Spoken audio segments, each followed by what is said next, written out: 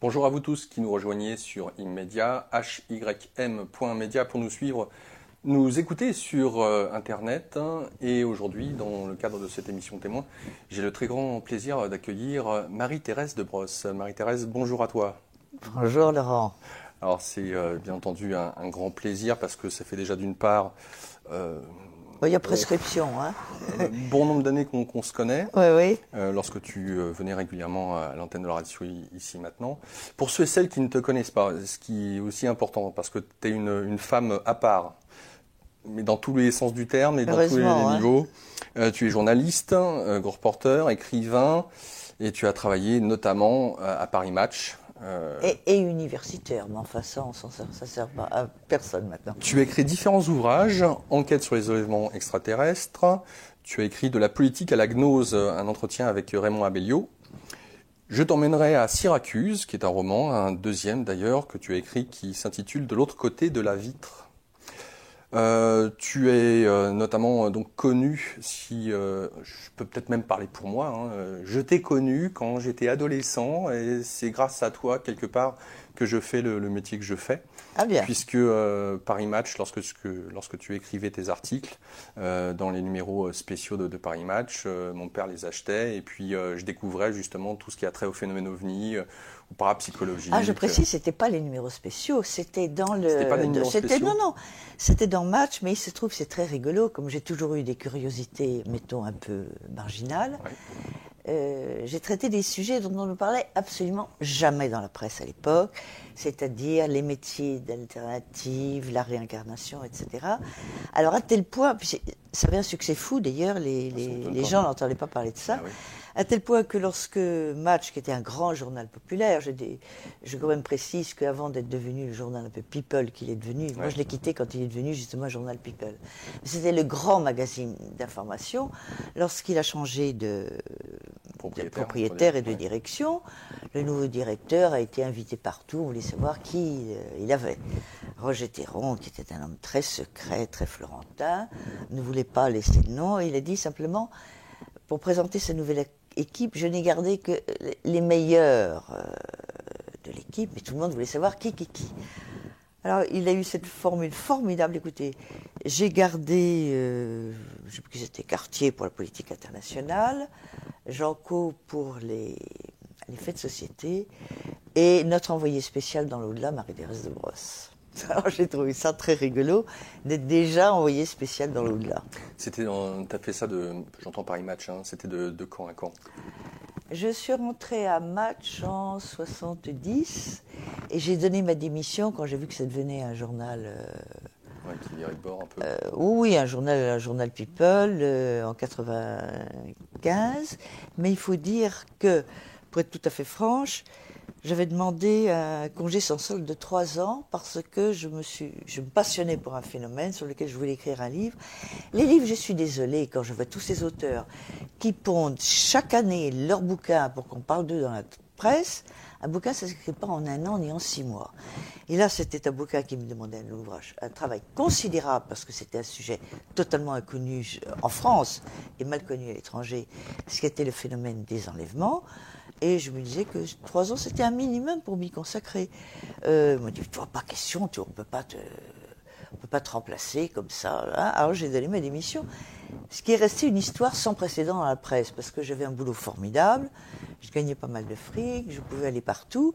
Et comme je dirigeais les grands sujets de Match, je déléguais, je commandais ceux que j'avais pas envie de faire, mais je me gardais pour moi ceux que je voulais faire. Ce qui m'a permis de passer des tas de sujets qui n'auraient jamais été accueillis nulle part.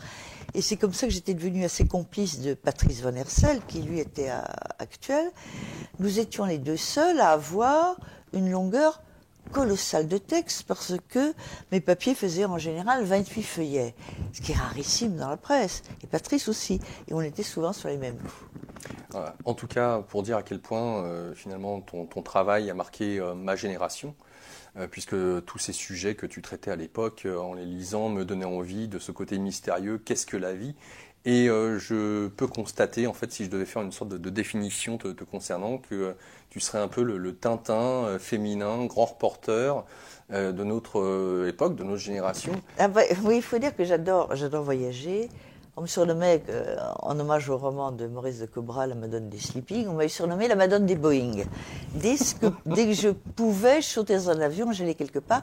Mais j'ai eu cette marotte de voyage, j'avais déjà 6 ans, à une époque où on ne voyageait pas. Et c'était une bagarre avec mes parents parce qu'il fallait que je connaisse le monde, il fallait que je sache comment ça fonctionne. C'est pour ça que j'apprenais des langues. Malheureusement, je ne suis pas très douée pour les langues. Comme les gens qui ont beaucoup d'imagination, ça c'est très rigolo, c'est mal connu. On s'est aperçu dans les structures du cerveau que les gens qui sont doués pour les langues sont en général ceux qui sont dépourvus d'imagination. Et donc, bon, comme moi j'ai une imagination débordante, bon, je me suis quand même débrouillée pour les langues parce que j'en parle un certain nombre, mais c'est amusant de se voir cette spécificité du cerveau. Hein.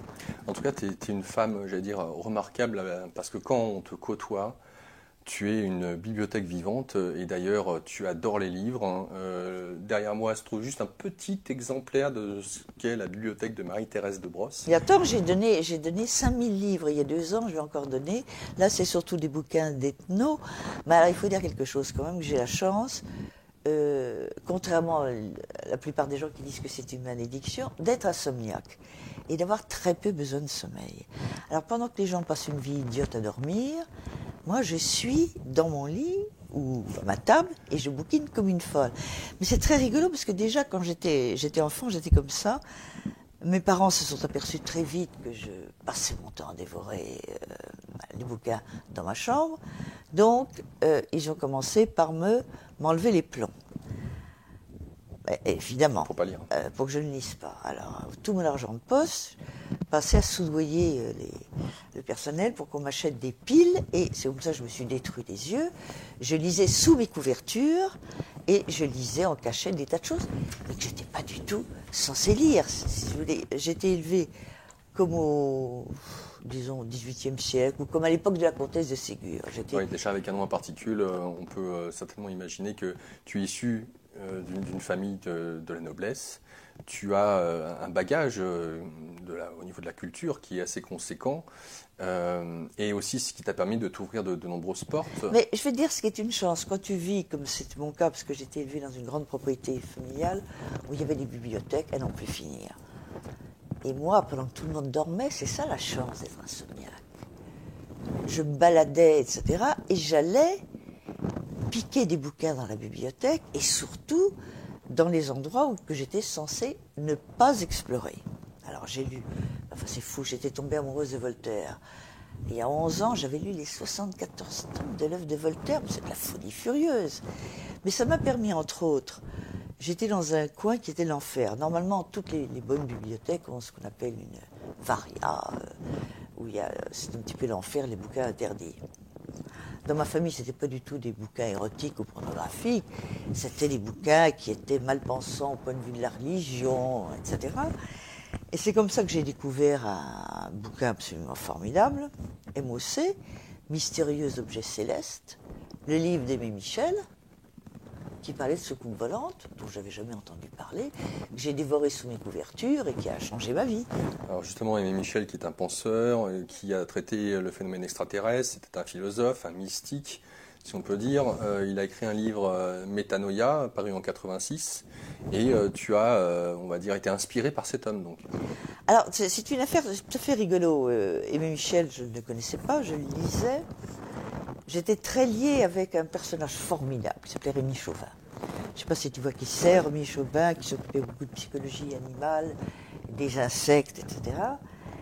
Et justement, c'était mon côté Madone des Boeing qui énervait un peu Chauvin quand il me téléphonait, parce que on ne sait jamais dans quel pays j'étais. Il me dit, bon, enfin Marie-Thérèse, c'est quand même pas possible. Vous passez votre temps à sillonner la planète à la recherche de savants extraordinaires que vous essayez de faire connaître et de promouvoir.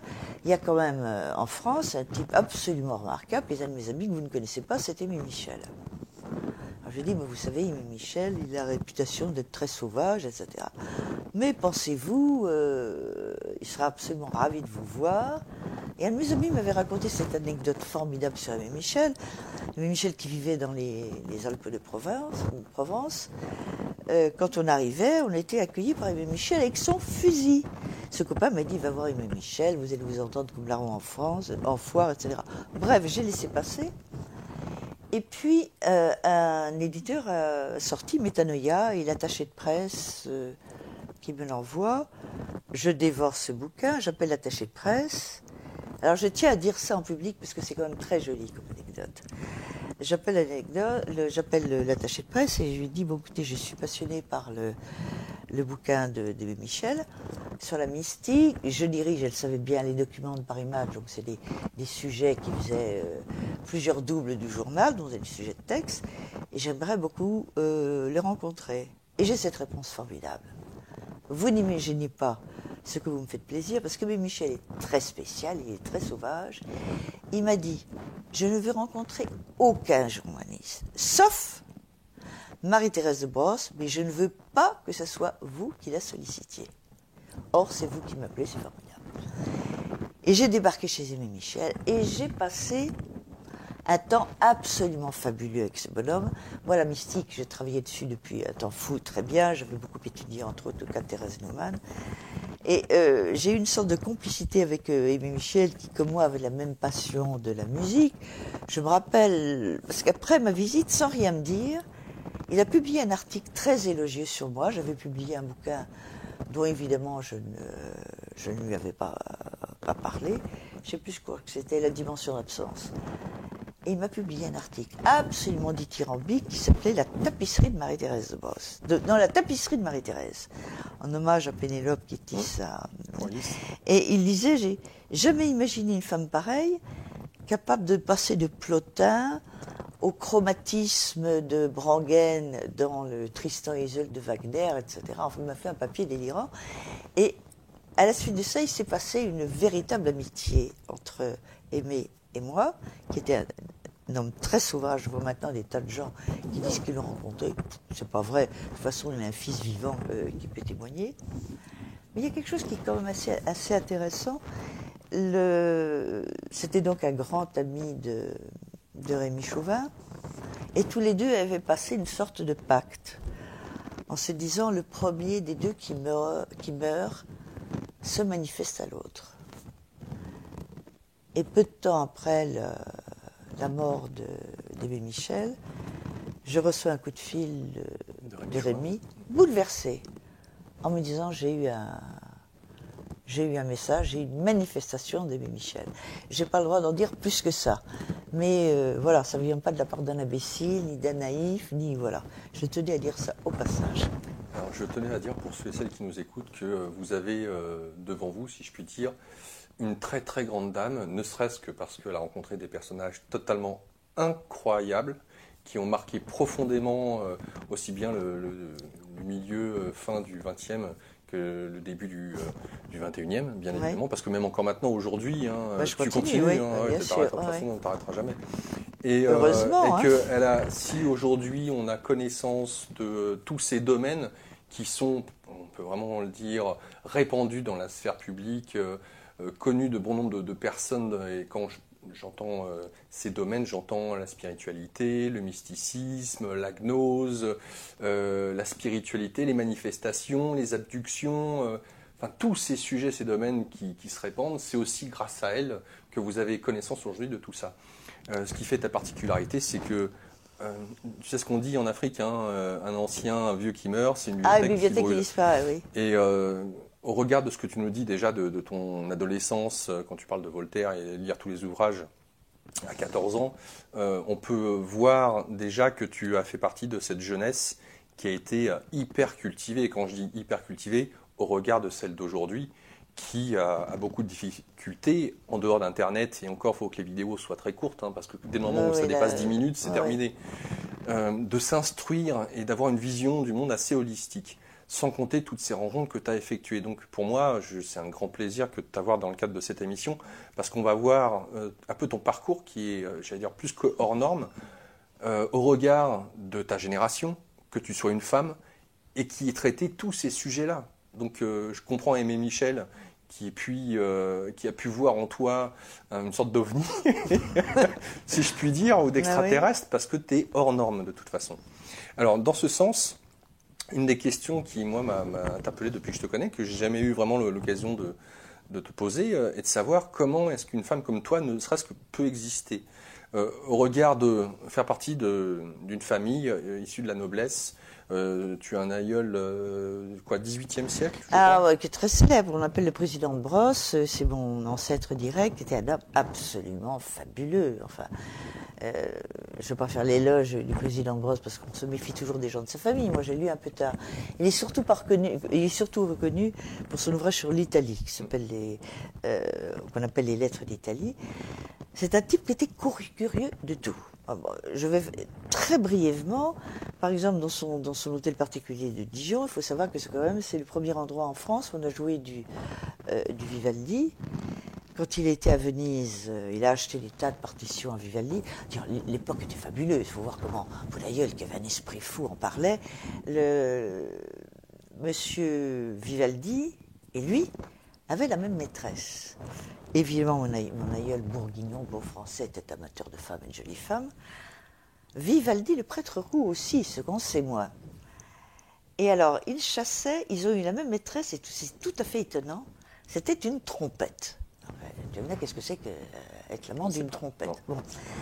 Alors, il existait à Venise à l'époque des couvents où étaient mises les orphelines de la bonne famille, qui n'avaient donc des aristocrates, mais qui n'avaient pas assez de fortune pour pouvoir se marier, donc on les foutait dans des orphelinats, et on leur faisait faire de la musique, et pour que leur nom ne soit pas connu, on leur donnait le nom de l'instrument qu'elles jouaient. Donc il y avait clavecin 1, clavecin 2, trompette, et Vivaldi, mon ancêtre, était l'amant de la même trompette. Je trouve ça absolument exquis, la façon dont c'est raconté, c'est merveilleux. Dans ce cadre d'émulsion de cette culture qui est la tienne, issue de cette noblesse, d'avoir la faculté d'aborder des sujets très divers à travers cette bibliothèque familiale, comment est-ce que, je ne sais pas, quand tu as 15, 20 ans comme toi, issu d'une famille de 5 enfants, tu décides de t'orienter dans quel domaine et pourquoi ces sujets-là particuliers?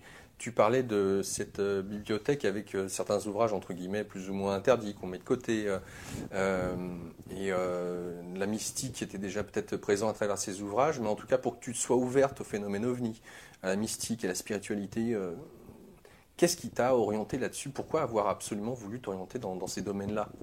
Alors, je dois être au départ un petit peu spécial. Un petit peu spécial. Une anecdote que j'ai compris il y a des années grâce à Kenneth Ring. Kenneth Ring, c'est l'homme qui a popularisé intelligemment, après Moody, les NDE.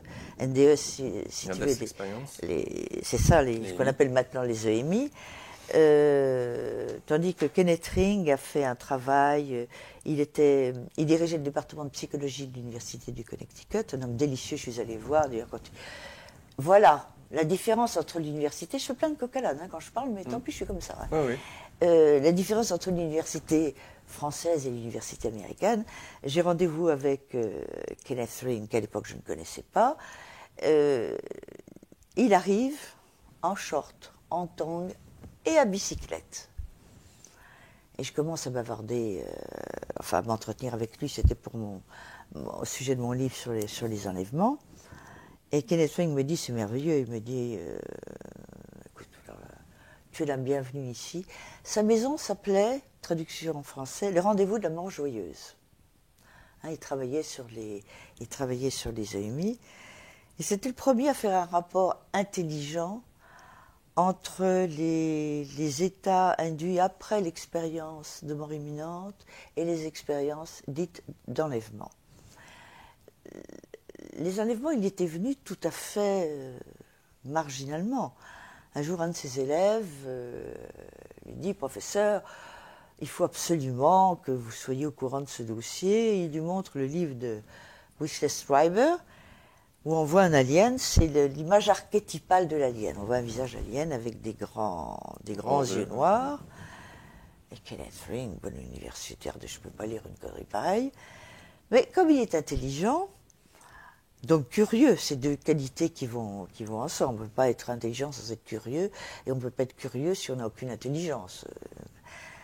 Alors, il met une couverture sur ce livre pour qu'on ne voit pas Kenneth Ring se balader avec, je ne sais plus comment s'appelle le bouquin de Wesley Schreiber, Communion. Et quand il lit ce livre, il est en état de choc. Ce qui croyait être un délire d'un soucoupiste visité par les extraterrestres, il s'aperçoit que ça correspond à quelque chose de fondamental et il trouve le parallèle avec ses expériences. Donc que je vienne parler d'enlèvement, sujet dont on parlait absolument pas en France. Il y avait à ma connaissance qu'une seule personne qui était au courant du dossier, c'était Bertrand Meyeust. Et dont on commençait à parler aux États-Unis, mais enfin, pas intelligemment. C'était des trucs, des émissions populaires avec des témoignages, avec des mythomanes, etc. Et là, d'un seul coup, Kenneth Ring se dit, il y a quelque chose. Et Kenneth Ring me dit, maintenant, tu arrêtes de courir le monde, tu t'installes, tu as toute ma bibliothèque, tu écris. C'est pas quand même formidable un homme comme ça. Une inconnue totale qui arrive, je venais de donner ma démission, welcome. Ce que je n'ai pas fait, parce que j'ai décidé d'aller, pour ce livre que j'ai fait sur les enlèvements, j'étais partout, j'étais en Russie, au Brésil, etc. Donc il fallait... Alors, tu me demandes comment, de mon éducation, je suis venue à ça. Ben, je suis venue, je dirais, presque naturellement, et c'est, encore une fois, Kenneth qui me l'a fait comprendre. Il dit, mais tu as vu une histoire bizarre. Comme j'étais élevée dans cette grande maison à la campagne, il y avait un rituel. On sonnait un premier coup de cloche, puisqu'il y avait un grand parc autour de la maison, ce qui voulait dire aux enfants, vous rentrez, vous lavez les mains. J'étais évidemment élevée avec une tribu de cousins, mes frères et sœurs, mes cousins, c'était bourré d'enfants, tout le monde dans cette grande maison, ça rêve d'être élevé comme ça. Et le deuxième coup de cloche voulait dire, on passe à table. Il n'était pas question qu'on arrive à table avec une seconde de retard ou une minute. Premier coup de coffre, pas de Marie-Thérèse.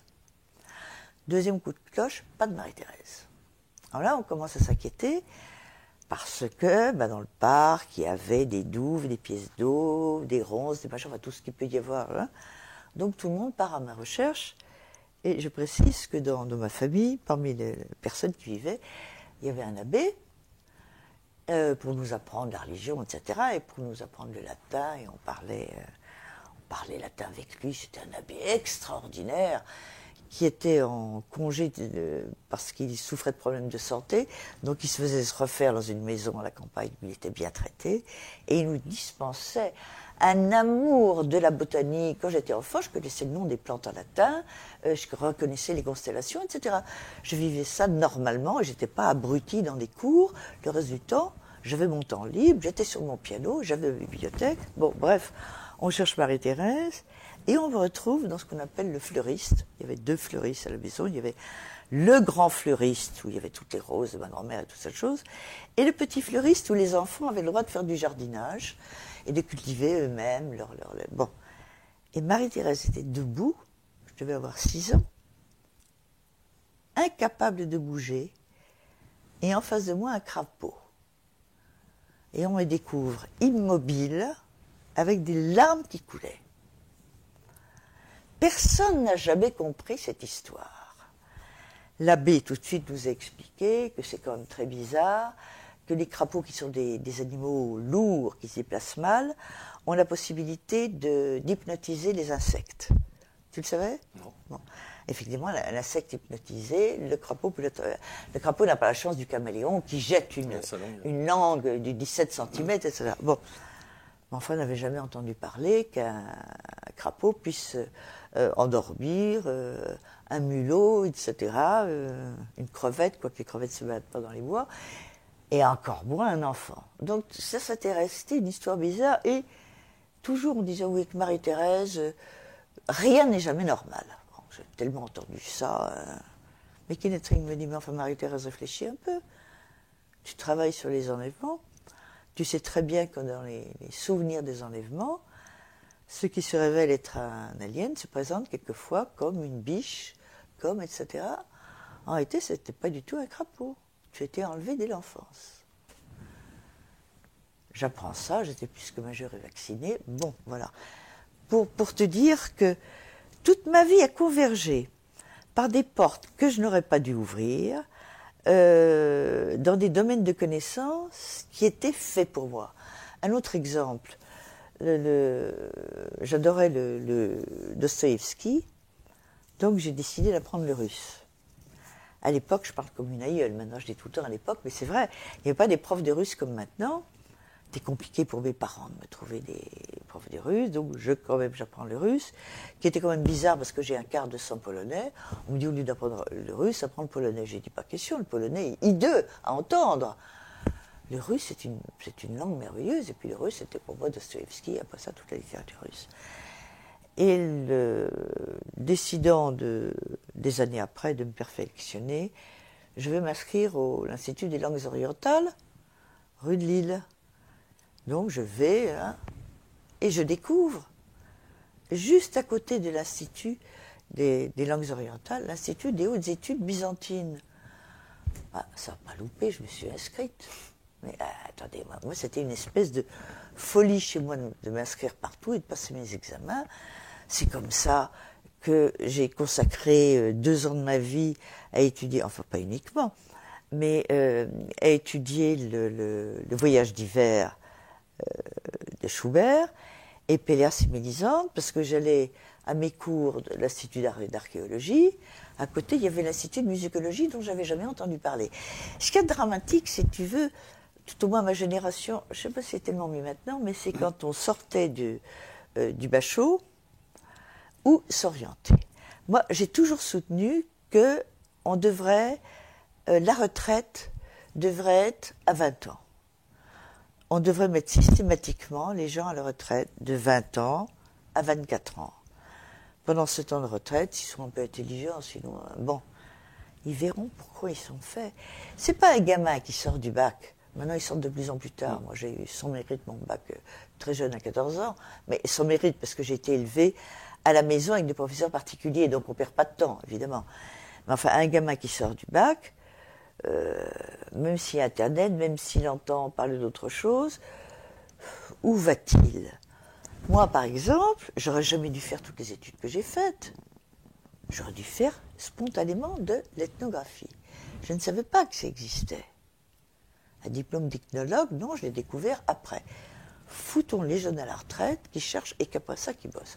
Bon, ça, c'est une de mes idées un peu spéciales, mais en tout cas, ce que je note, c'est ta soif d'apprendre tout ce qui te fait envie, en fait, et puis de t'y lancer. Un côté assez versatile et versatile. Non, je dirais pas versatile. D'abord, j'ai une loi dans ma vie. Il n'y a pas de superficialité. Ah bon, d'accord, oui, oui. Ah oui. Quand j'en vais versatile, c'est-à-dire que tu prends à ta portée tout ce qui passe et qui te fait envie, tu goûtes, tu prends, tu y vas et tu le fais. J'approfondis. Et j'approfondis. C'est pour ça que c'est pas simplement versatile. Alors, est-ce que tu savais ce que tu voulais faire avec toutes ces différentes études, que ce soit le russe, parce que tu parlais du russe, ou tu apprendras plus tard en fait que ta mère parlait russe. Oui, mais ce que je voulais faire, j'ai pas pu le faire pour des raisons bien simples. Je suis pas du tout douée pour les mathématiques et ce genre de choses-là. D'ailleurs, le seul certificat de licence que j'ai jamais loupé de ma vie, c'est le certificat de psychosociaux, parce que le simple courbe de Gauss de la sociologie me rendait dans les États voisins du Massachusetts, comme disait Cléber-Hédin. Donc c'est le seul certificat, et vraiment, il n'y avait pas beaucoup de statistiques. Donc j'étais complètement allergique, j'ai compensé, j'ai pris après des cours particuliers. Moi, je suis un peu spécial dans ma boulimie. Mais la chose, c'est que tout dans la vie m'interpelle, et j'ai une loi. Ne jamais me coucher sans avoir pu admirer une chose nouvelle de ma journée. Bon. Respecte cette loi, tu vas voir comme ta vie s'enrichit. Tu vas faire attention des choses auxquelles tu ne prêtes pas attention. Il faut que j'ai admiré quelque chose aujourd'hui. Ça va te lancer dans des études absolument extravagantes. Bon, moi j'ai la chance d'être insomniaque, ce qui fait que je lis beaucoup. Je préfère lire que des bouquins sur tablette. J'aime moins. Moi j'aime tenir un livre. Mais par exemple... Oui. Est-ce que tu savais vers quoi te diriger? Parce que j'entends... Oui, alors je sais très bien. Moi, seule, vraiment m'intéressait à l'époque, vraiment le plus que tout, c'était la folie. C'était le désordre mental, dont je voulais devenir psychiatre. pour devenir psychiatre, il fallait faire sa médecine. Je me suis renseignée, je me suis dit, oh non, ça, la médecine, absolument pas. Donc, je pourrais faire de la psychologie. Alors, j'ai commencé par faire une licence de psychologie. Oui, il m'est arrivé, mais je ne sais pas si ça t'intéresse, tous ces trucs-là. Mais... Ouais, non, mais ce qui m'interpelle, c'est le cheminement pour Attendez, là. être journaliste. Ah, mais non, mais journaliste, je suis devenu tout à fait accidentellement. Ah, bah, complètement. Oui, bien sûr. Alors, est-ce qu'il pourrait en être autrement avec toi? Non, mais attends, quand j'étais étudiante, je ne lisais jamais les journaux. Je n'étais absolument pas concernée par la politique. J'étais out of politics. Bon. Oui, la politique de 1848, etc., la guerre des gueux, toutes sortes de choses historiques. Mais les mouvements sociaux, je n'avais aucune conscience. Ça, c'est m'est venu, là j'ai eu un cran de retard. Hein. On ne peut pas être en avance partout. Hein. Donc, je m'en foutais. Je me disais, les seuls gens qui ont une donnée sur la vraie vie et pas sur l'apparence des choses, ce sont les fous. Moi, par exemple, dans mon panthéon, il y a toutes sortes de personnages bizarres. Il y a Idi Amin Dada, fait partie de mon panthéon. La femme de ce ministre, comment s'appelait ce ministre? L'affaire du Wayne Warrior, extraordinaire. Cette femme complètement farce. Bon, enfin, on s'en fiche. Mais dans mon panthéon, j'ai Artaud. Hein, je défie qui que ce soit de plonger vraiment dans Artaud sans être basculé. Et j'ai Van Gogh. Et d'ailleurs, c'est intéressant parce que Artaud a beaucoup écrit, a été beaucoup inspiré par Van Gogh. Comment est-ce que l'époque pouvait recevoir un peintre comme Van Gogh sans le mettre dans un hôpital psychiatrique? Même chose pour Artaud. Je vois que les gens qui dérangent le plus, c'est ceux qu'on appelle les fous. Les fous, il y a un psychiatre italien qui s'appelle le docteur Fanti. Fanti, c'est quand même extraordinaire. Fanti écrit « Le fou est normal ». Alors, il ne faut pas qu'on se méprenne sur la signification du mot « normal ». Normal, ça veut dire dont le comportement est conforme à la statistique. Alors, par exemple, si 80% de la population a les yeux bleus, on dit qu'il est normal d'avoir les yeux bleus. Ça fait partie de la norme. Oui, ça fait partie de la norme. Ça n'a aucun intérêt. Aucun intérêt. Le fou est normal, ça veut dire... Ah ben, qu'est-ce que ça veut dire? Que statistiquement, on est tous fous. Alors, Fanti, il avait une façon géniale de traiter les gens. Et évidemment, il aimait peut-être assez le fric, mais au lieu de recevoir des patients dans son cabinet, comme font tous les psys, il partait du principe que si il y avait un malade mental dans une famille, ou un homme ou une femme qui avait des problèmes pathologiques, psychopathologiques, c'est que son entourage devait être perturbé. C'est toujours le cas d'ailleurs. Alors il demandait à s'installer dans la famille.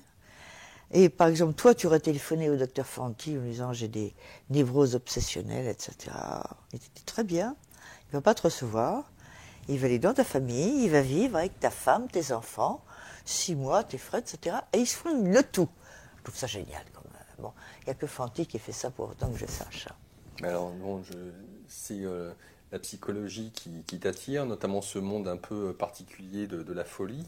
Et comment cela t'emmène vers les sujets qui aujourd'hui nous intéressent? Comment est-ce que tu débouches, entre guillemets, par hasard sur le journalisme? Alors, le journalisme, c'est très simple, c'est parce que j'ai eu mon doctorat de philo la plus jeune de France, si vous voulez, on en a parlé dans la presse, et ce sont les journaux qui m'ont proposé. Et je me rappelle, c'est épouvantable, c'est dramatique cette histoire. J'étais vraiment, ça montre à quel point je suis naïve quand même. Je suis à un dîner Copurchic et je m'aperçois que j'ai 30 ans de moins que tous les invités. C'est un dîner donné à l'honneur de Renoir. Je me dis, mon Dieu, qu'est-ce que j'ai fait dans cette galère? J'aimais beaucoup Renoir, etc., mais enfin quand même. Et puis pour ne pas m'embêter, ben, je décide de parler à table. Et puis m'arriver, tu me connais bien, d'être loquace, mettons.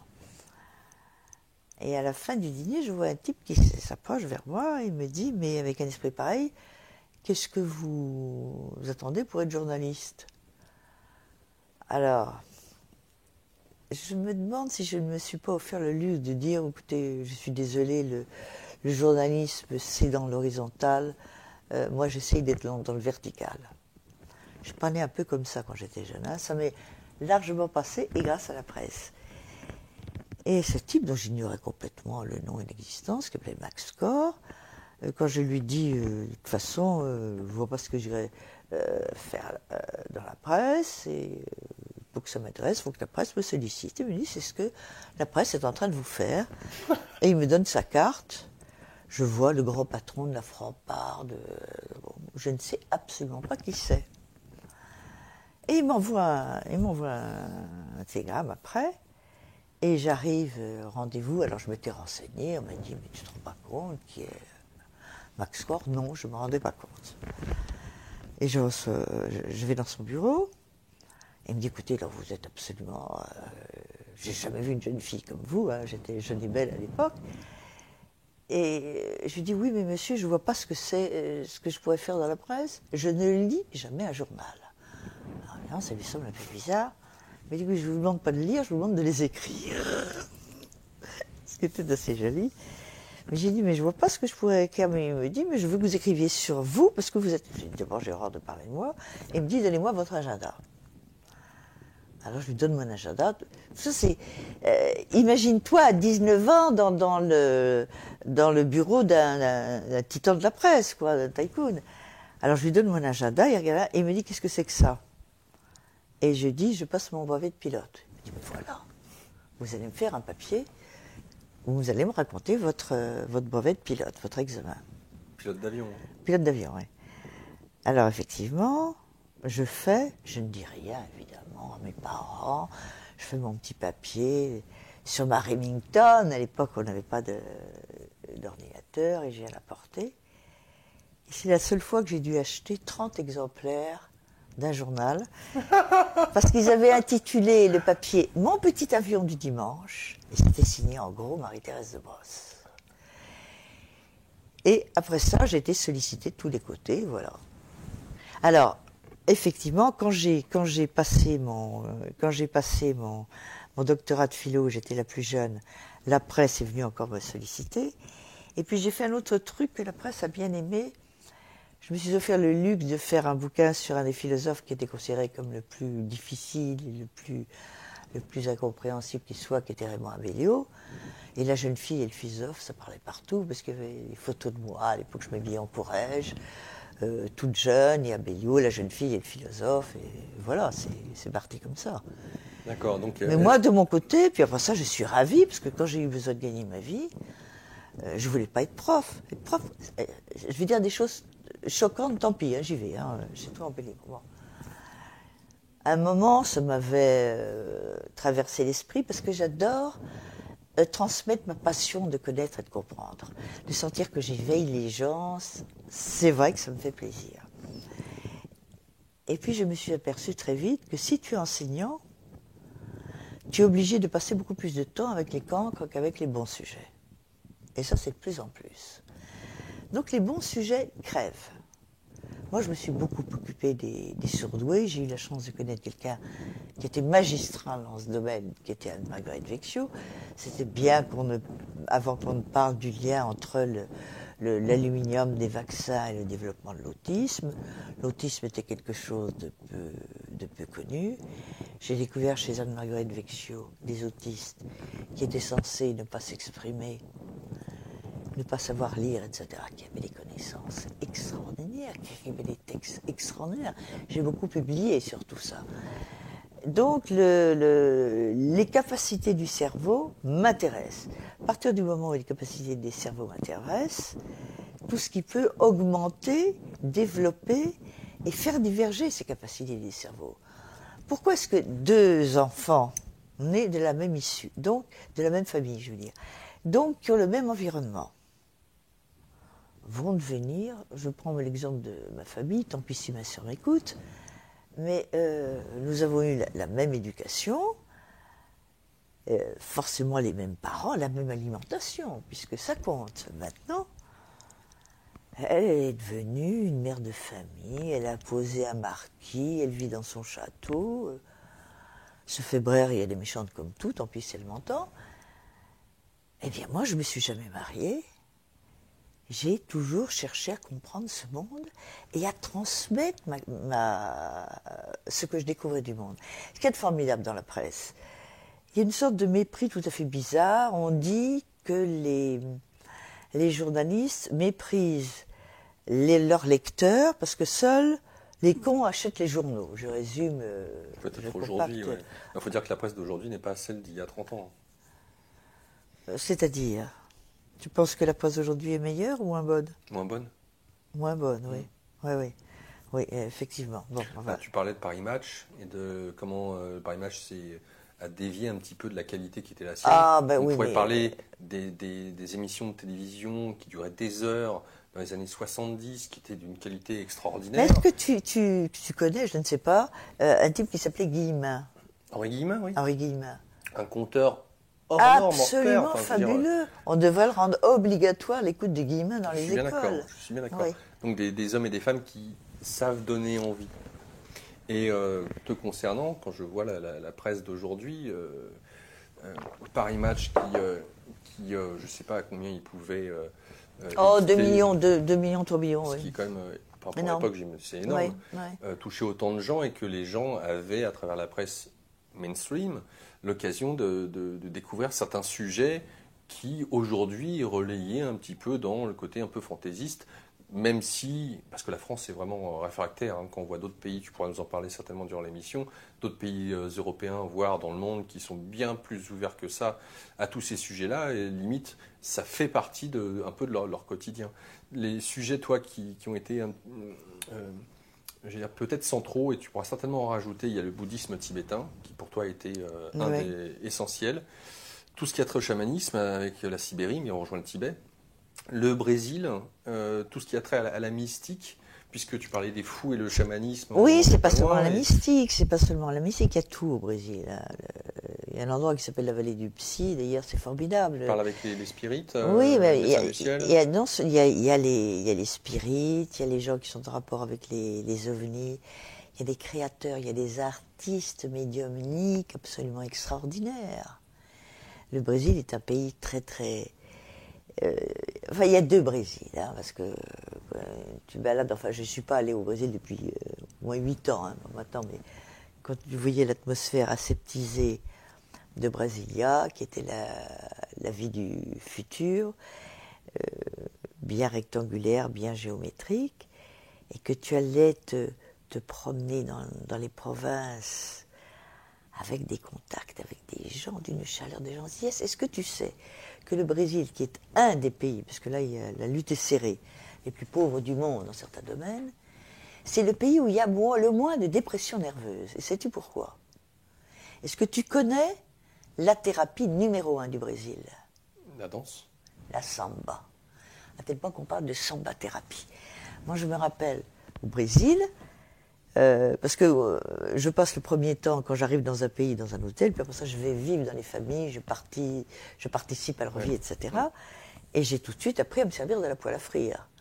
La poêle à frire, pas pour faire la cuisine, je suis dramatique. Je suis dramatique au fourneau. Mais quand il y a une fête, les gens sortent dans la rue, ils n'ont pas tous des instruments de musique, et ils ont entre autres une poêle à frire. Et avec le machin pour battre les œufs, etc. C'est extraordinaire, le Brésil. Alors, je reprends ce fameux Ça va être difficile fil. avec moi. Hein. Non, mais je maîtrise. Je te connais, ça va. Je reprends donc pour cette orientation que tu prends sur le monde des fous, ce qui pourrait effectivement, notamment sur les capacités du cerveau et sous-jacent où se loge la conscience. En tout cas, ça aurait été peut-être parmi les premières questions qu'on peut se poser dans les années 60-70, et comprendre certains mécanismes du cerveau, notamment à travers la folie. Charcot et d'autres, par la suite, ont fait finalement les grands penseurs du XXe siècle pour ce qui est de la psychologie. On a effectivement Charcot qui a lancé Freud, et puis par la suite, voilà, j'ai un trou, l'inconscient collectif de... Jung, merci. Voilà, donc tous ces grands penseurs, s'il en est, ont beaucoup apporté sur la psyché humaine, sur les archétypes, sur tout ce qui est sous-jacent à... Capital Jung, hein, c'est un de mes mes penseurs préférés, hein, même maintenant. Même maintenant. Oui, même maintenant, ouais. Il a beaucoup influencé bon nombre de gens, puisque tu parlais du Brésil. Bref, sans trop dévier, mais voilà où j'essaie de suivre un petit peu ton fil conducteur, mais de là à parler du phénomène ovni, de là à parler du chamanisme Mais non, mais tibétain. tout se tient. Il faut arrêter de faire des frontières partout. Par exemple, à partir du moment où tu t'intéresses à la psychologie ordinaire, tu ne peux que basculer si tu n'es pas aussi étroit d'esprit que les zététiciens. Dans la psychologie non ordinaire. Et j'ai fait le saut très vite, et j'ai eu la chance de m'intéresser à la parapsychologie à l'époque où ça ne se connaissait pas, ça ne se savait pas.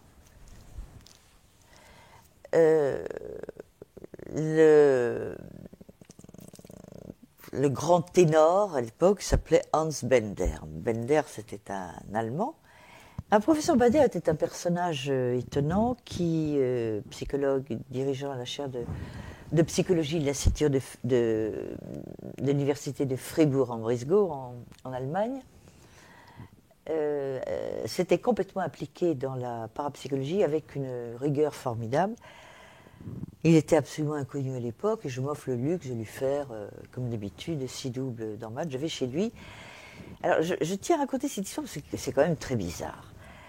Bender, très sérieux, faisait des expériences avec des protocoles, et j'en cite qu'une parce que ça serait trop long.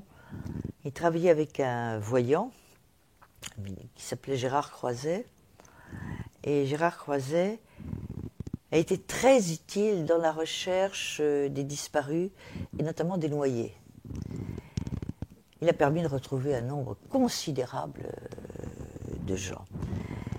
Et un jour, Bender a l'idée de faire venir Croiset pour une expérience, fait passer une annonce dans la presse en disant expérience de parapsychologie à l'Institut de Fribourg, seuls les premiers inscrits seront retenus, évidemment. Bon, pléthore de demandes, on prend Les cas les plus intéressants. Non, par ordre d'inscription. Ah, Tout est fait très sérieusement. Okay. On dit que c'est par ordre d'inscription. Et alors la chaise, la salle devait avoir, je vous dis au chic, hein, mettons 60 chaises, qui étaient toutes numérotées. Et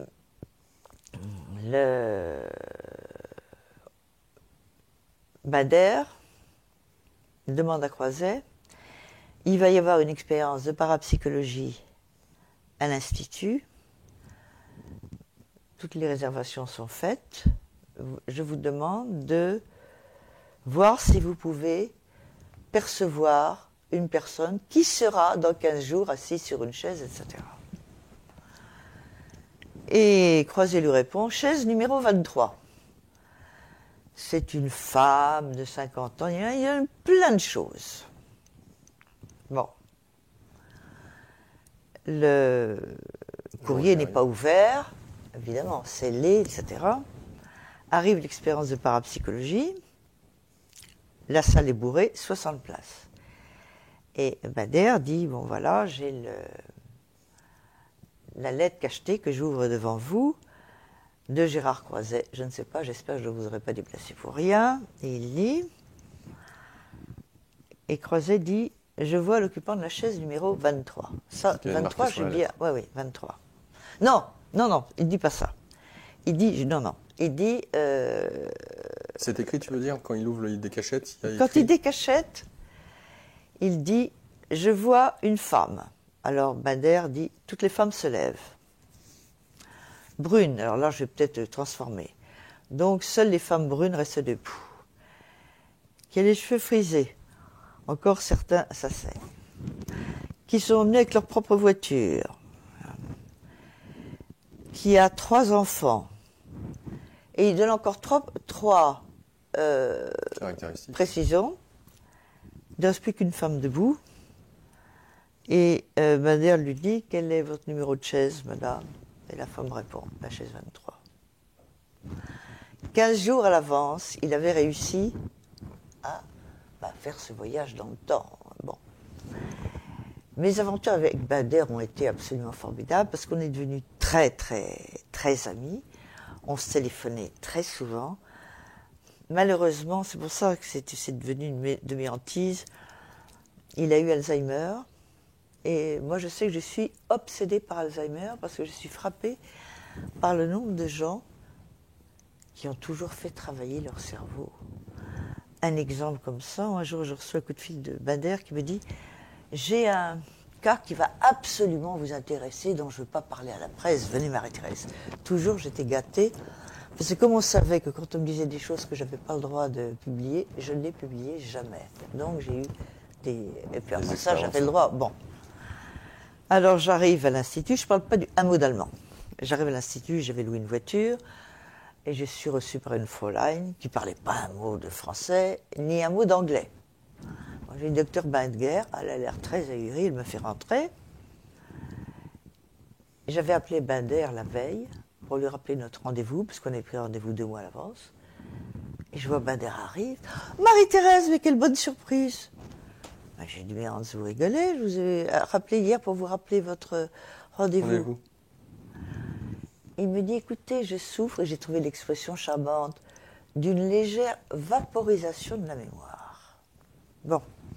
Alors on s'installe, très bien, il me parle d'un cas de médium à effet physique tout à fait spectaculaire, avec des matérialisations filmées, etc., formidables. Et à un moment, il s'absente pour me chercher un document photo. Cette femme était poursuivie par des poltergeists qui l'agressaient avec des chapelets. Et elle recevait une pluie de chapelets en permanence, y compris lorsque, sur les conseils de Binder, elle est partie, elle a quitté l'Allemagne pour aller vivre dans les Antilles.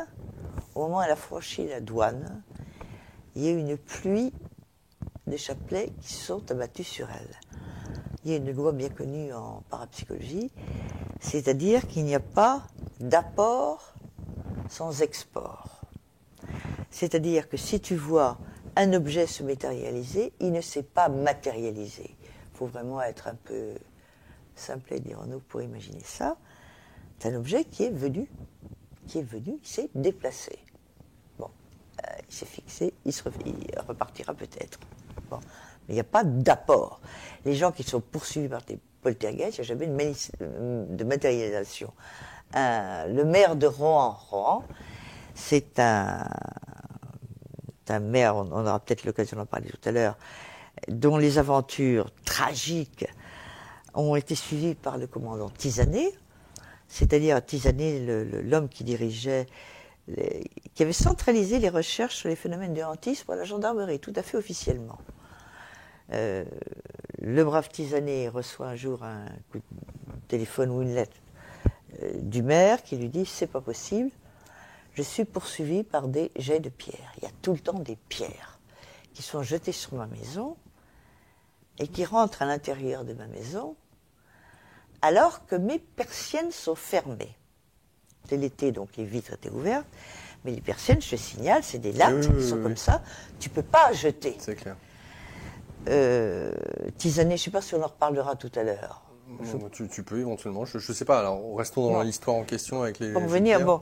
Et Tisanet remarque que les pierres, il assiste à un jet de pierre, étaient chaudes quand il posait la main dessus, toujours.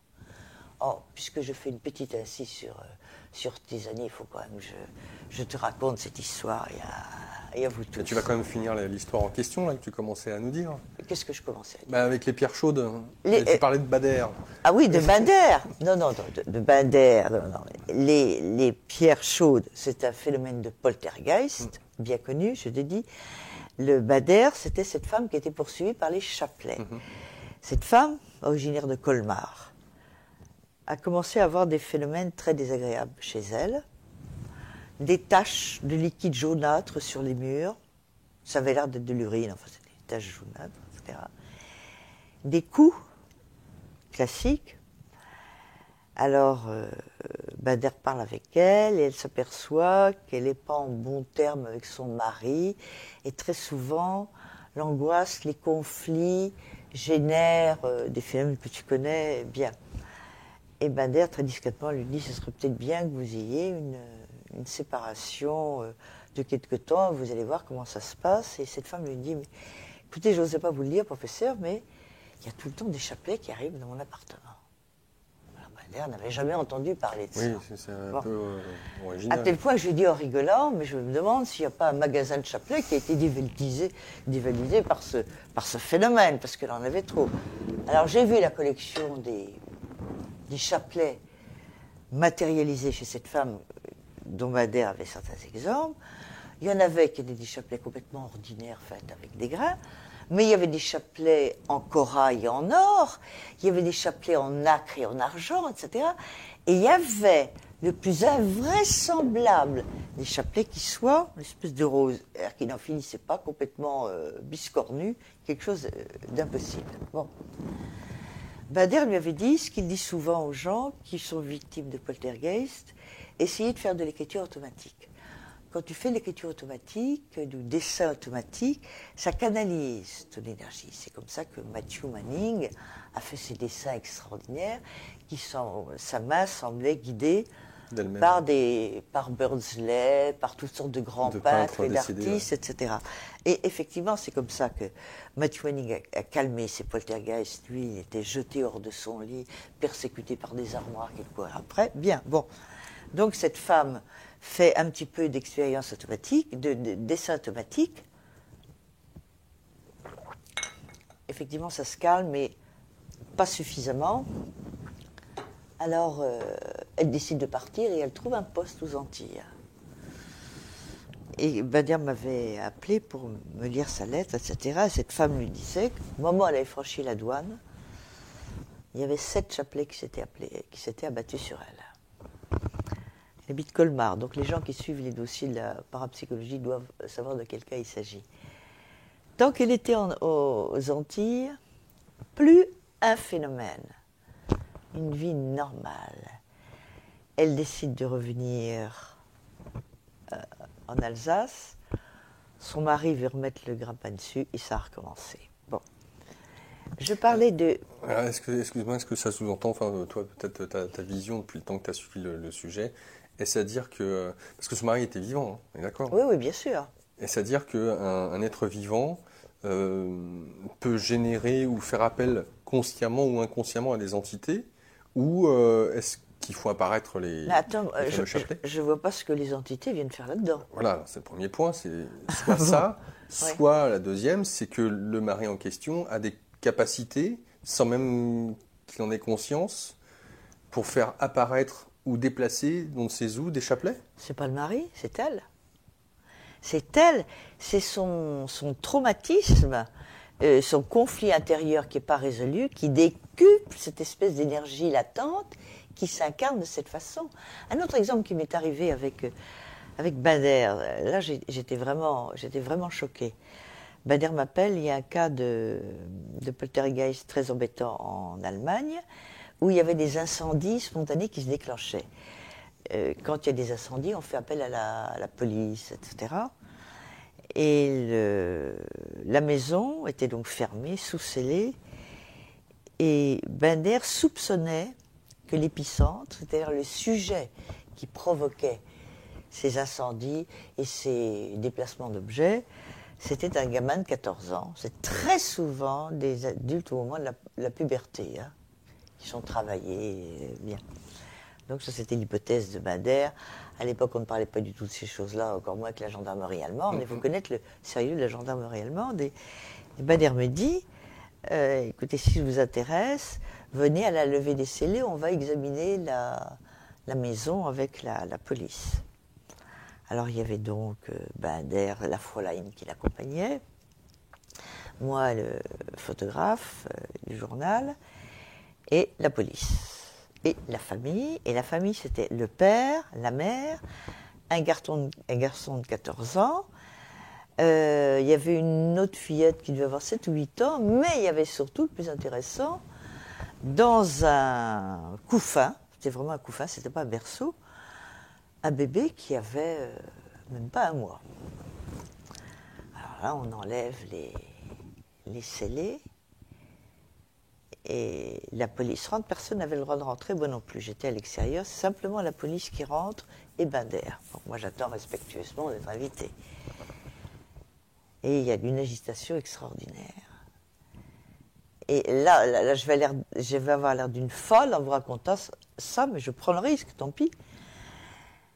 Et un des flics allemands sort de la maison, on entend des hurlements, avec un bébé qui hurle. Et la femme regarde, le bébé n'était pas dans le dos. Et ça, Badr m'a dit, on ne peut pas parler de ça. Bon, prenez-moi pour une toquée, une mythomane, c'est votre problème, c'est pas le mien. Ça, je dois avouer que c'est un peu fort. Donc ça serait, si je te suis là, ça serait le gamin de 14 ans qui n'aurait pas accepté que son frère ou sa sœur jeune nouveau-né accapare l'intention des parents et chercherait, sans qu'il s'en rende compte, à tuer son... Pas tuer, il est en colère, alors on ne maîtrise pas sa colère, dans ce cas-là, l'énergie, faire ce qu'elle veut. 10 années qu'il s'est occupé, ce gendarme. Là, l'histoire est assez rigolote. Tu vois ici, je ne sais pas si ça va passer à l'écran, ce tableau qui est fait par Tisanet. Bon. Un jour, Edgar Mitchell, le cosmonaute, vient prendre un verre à la maison, il tombe en arrêt devant cette œuvre qui est faite uniquement avec des timbres, des pasteurs et des semeuses. Il me dit, c'est très beau, quel est cet artiste ? Et je lui dis, mais c'est pas un artiste, c'est un ancien officier de gendarmerie qui s'appelle Tisanet. Edgar Mitchell, américain, me dit, vous parlez d'Émile Tisanet, le spécialiste des phénomènes de hantise pour la gendarmerie française. Quand je dis à mes amis c'est un Tisanet, ils ne savent pas ce que c'est. Hein. Bon.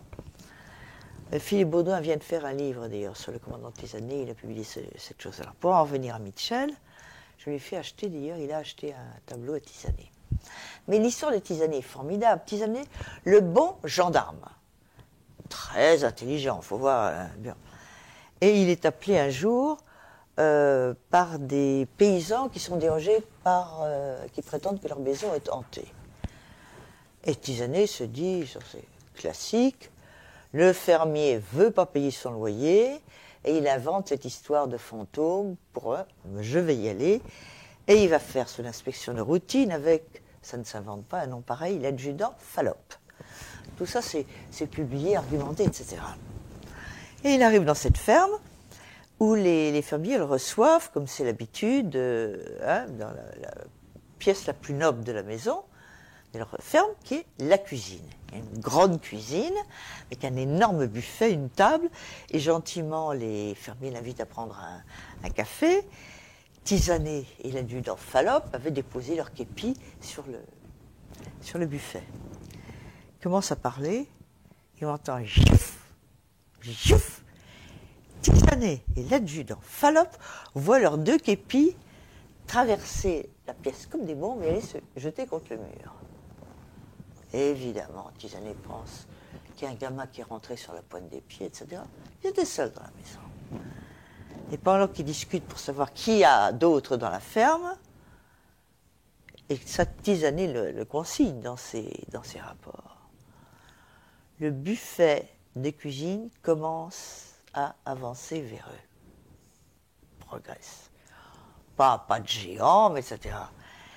Et le Tisanet rappelle dans son rapport que les 4, c'est-à-dire le fermier, la fermière, lui, l'adjudant Fallope, avaient eu un mal fou à déplacer le buffet pour le remettre en place tellement il était lourd. Alors ça l'a convaincu qu'il y avait quelque chose de réel dans toutes ces histoires qu'il considérait comme des légendes, prétextes et des escroqueries. Et c'est comme ça qu'il s'est intéressé au phénomène de hantise, qu'il a sillonné toute la France, qu'il a étudié, mais avec la rigueur d'un gendarme. Et il a fait des bouquins absolument passionnants. Le crime inconnu, le crime sans cause, l'hôte inconnu dans la maison. Tous les bouquins de Tisanet sont passionnants. Alors je suis allée le voir, bien sûr. Alors j'ai trouvé un Il était à la retraite à ce moment-là. Ah, j'ai trouvé quelqu'un de très, très formidable. Dans son jardin, il avait une petite maison de retraité à Montpellier. Et dans son jardin, il y avait quelques arbres, genre citronnier, mandaronnier, etc. Et il y avait un citronnier. Et je dis à Tisanet, mais enfin, c'est pas possible, c'est un citronnier. Il me dit oui. J'ai dit, qu'est-ce que vous faites? Vous faites des greffes? Il y avait des citrons plus gros que des pamplemousses. Alors, moi, je pensais à une greffe. Et il me dit, non, vous savez, j'ai l'habitude de prendre mon café sous cet arbre, alors au passage, je le magnétise. Fin de l'histoire. Joli. J'ai publié les photos de Tisanet avec le citron en forme de dans pamplemousse. Match. Oui, c'était. Alors évidemment, ma chance, si tu veux, c'est qu'à partir du moment où je suis rentrée dans ce métier, toutes les rencontres que j'ai faites, j'ai toujours fait des rencontres de façon magique. Dans des autobus, dans des musées, en panne d'avion, dans des endroits improbables. J'ai toujours la chance. C'est absolument insensé. Insensé. Il n'y a pas très longtemps, je fais des courses, j'ai faim. Donc je m'arrête dans un bistrot pour déjeuner. Et au moment où je veux déjeuner, je veux passer un coup de téléphone, je n'ai plus mon numéro, mon portable, que j'avais, j'étais à la FNAC avant. Alors je m'approche de mon voisin, je lui dis, monsieur, excusez-moi, j'ai perdu mon portable quelque part, est-ce que vous me permettriez de m'appeler avec votre portable pour le faire sonner? Le type très gentiment me dit, alors non seulement je fais sonner le téléphone, mais j'ai quelqu'un qui ramasse mon téléphone dans la rue. Mais du moment où je sors de la FNAC, j'entends un téléphone qui sort par curiosité. Oh, c'est moi la propriétaire de ce téléphone, etc. La personne qui me ramasse mon téléphone, je ne sais pas si c'est très content que je dise son nom, mais enfin, c'est quand même un professeur de médecine fort connu. L'homme qui m'a prêté son téléphone est un médecin fort connu. Ils sont tombés tous les deux dans les bras l'un de l'autre et ils ne savaient pas comment faire pour se retrouver. Mais la vie est pleine. C'est surtout la tienne. Enfin, la vie est pleine de tapisseries. Voilà, c'est ce que disait Aimé Michel, la tapisserie de Marie-Thérèse. Tu parlais de Raymond Abellio comme quoi, parce que là on a abordé un petit peu la parapsychologie, tu parlais, on a mentionné justement ce philosophe, ce penseur qui était Raymond Abellio, un peu particulier, pour notamment parler de la gnose, et on peut voir le sérieux de l'homme au point qu'il ne souhaitait, si jamais interview il devait y avoir, que se faire interviewer par quelqu'un, c'était toi, c'est quand même assez énorme. Ah non, c'est Aimé Michel, c'est pas Abellio. C'était Aimé Michel. Autant pour Aimé moi. Michel. Alors, pourquoi est-ce qu'on a parlé de Raymond Abellio, non, Abellio, oui, c'est c'était différent. Raymond Michel. Alors Abellio, ben voilà encore une chose. Je me balade sur les quais. Et alors moi, les livres, c'est ma folie. C'est pathologique. Je devrais me promener avec une brouette en permanence ou une valise à roulettes. Bon. Et je suis attirée, je suis toute jeune, par un titre, Vers un nouveau prophétisme. C'est extraordinaire comme titre. Je prends le bouquin et comme on fait souvent, on fait de la bibliomancie, on ouvre le bouquin et on regarde et je vois le sourire mystérieux des idoles de Crète. Bon. Tu te souviens de ça? Ouais. Ah oui, ça marque ça. Alors, je demande au bouquiniste qui est cet Abellio. Il me dit, j'en sais rien, mais j'ai un autre ouvrage de lui, Assomption de l'Europe. J'achète les 2 livres, je lis ça. Je trouve un univers absolument passionnant, une dimension extraordinaire, donc je lis tous ces bouquins. Et je suis contactée par un éditeur qui voulait absolument que je fasse des entretiens, parce que j'ai un contact facile avec les gens. Alors, sur le principe, j'ai dit d'accord. Avec qui voulez-vous que je fasse des entretiens? Il me répond Marguerite Duras. J'ai dit non, moi je n'ai pas envie, parce que Marguerite Duras, tout le monde parle d'elle. Moi, si je me donne la peine, je vais faire connaître des gens moins connus et qui ont quelque chose à dire et pas un écrivain à la mode. Alors il me dit Samuel Beckett. Samuel Beckett, le bonheur, mais et je lui dis c'était Belfond, l'éditeur. vous avez complètement oublié une chose, c'est que Samuel Beckett refuse de parler. Alors faire un livre d'entretien avec quelqu'un qui refuse de parler. Alors Belfond me dit, ah écoutez, ça m'ennuie parce que je veux absolument que vous me fassiez un livre d'entretien. Qu'est-ce que vous me proposez? Et moi je lui propose 2 noms. Ça, il va être encore furieux que je le lise, ça tant pis. Et je lui ai dit Raymond Abellio et ah zut, j'ai plus son nom là. Ce poète qui habitait place de la Porte de Passy, Pierre-Jean Jouve. Alors il me dit Abellio, qui c'est ça? Abellio, qui c'est ça? Et Pierre-Jean Jouve, il me dit il est mort.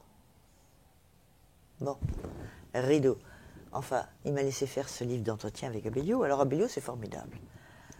J'étais toute jeune, je téléphone à Abellio en lui disant, bon, je suis une inconnue, je m'appelle Marie-Thérèse de Brosse, j'ai fait des études de philo, je suis passionnée par votre...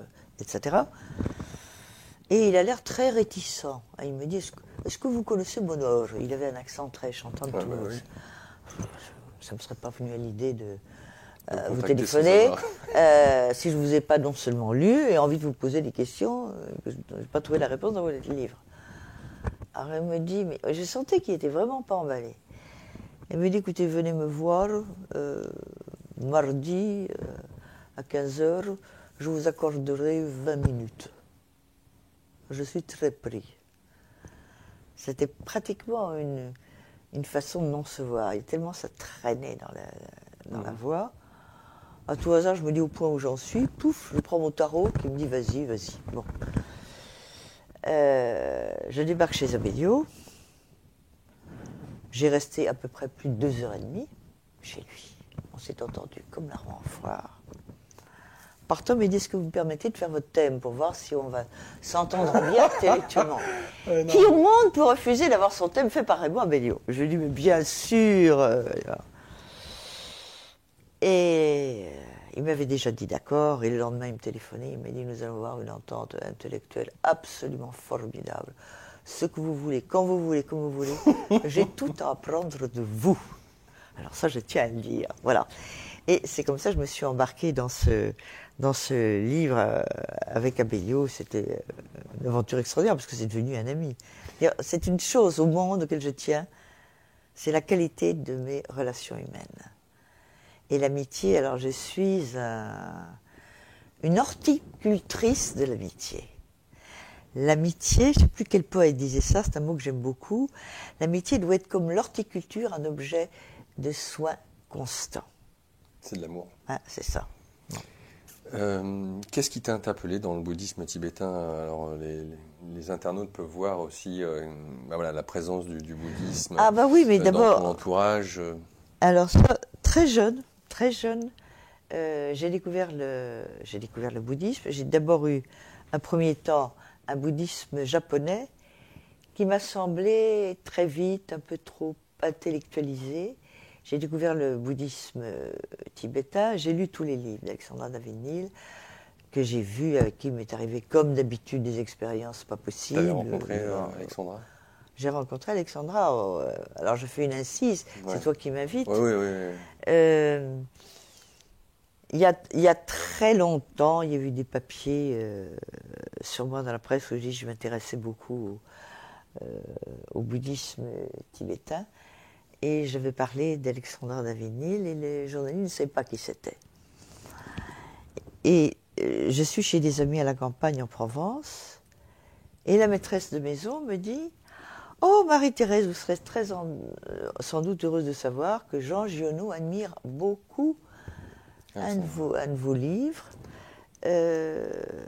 À vrai dire, Giono, je n'avais pas beaucoup lu. Pour moi, c'était un écrivain un peu provincial. Est-ce que ça vous intéresserait de le rencontrer? Bien sûr, toujours intéressant pour un jeune auteur de rencontrer un auteur confirmé.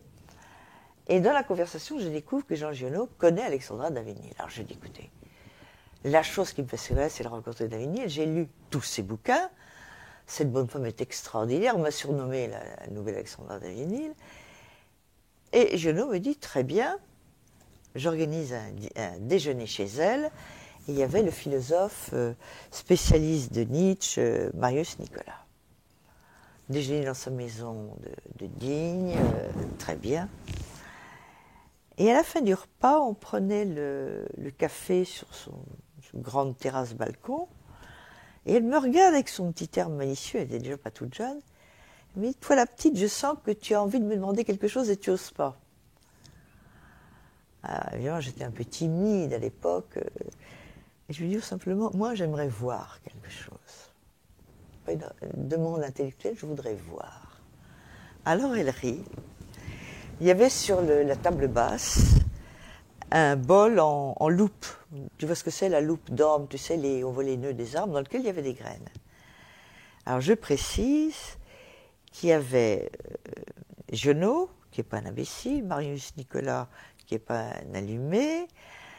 Il y avait un couple de gens que je ne connaissais pas, qui m'avaient l'air d'avoir la tête sur les épaules, moi et David, et Alexandra.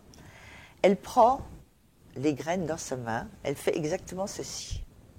Elle ferme les mains. Et nous voyons très vite des germes assez minces et pâles sortir de ces articulations. Personne ne dit un mot, regarde. À la fin, elle ouvre ses mains, elle fait ça. Et nous avons tous le même réflexe, de plonger la main pour tâter, pour savoir si c'était des vrais germes ou si c'était une hallucination. Elle a rigolé, elle n'a rien dit. Elle a juste dit, tu voulais voir quelque chose. Elle a accéléré la germination. Enfin, ce qui était évident, c'est que ce n'était pas une hallucination. Alors, le bouddhisme tibétain, d'ailleurs, je vais encore raconter une chose qui est peu connue sur Alexandra. Alexandra a écrit un bouquin qui s'appelle Journal d'une Parisienne à Lhasa. Lorsque ce livre est paru, sa propre cousine a écrit un grand article qui a été publié dans le Figaro. Comme d'habitude, enfin c'était pas ça le titre, mais ça veut dire comme d'habitude Alexandra invente, elle n'a jamais mis les pieds à Lhasa. Et elle développe tout un article disant entre autres que lorsque Alexandra avait voulu arriver à Lhasa, les Tibétains ne l'avaient pas laissé rentrer, elle avait été refoulée. Et c'est ce qui s'est passé en réalité. Et la cousine montre, c'est très vache d'ailleurs, elle l'a fait, mais on ne touche pas aux légendes. Elle a montré les photos, parce qu'Alexandra avait publié des photos où elle était avec son petit lama, devant le potala. Elle dit voilà la photo où elle a été prise, voilà la photo du potala, et vous voyez le montage.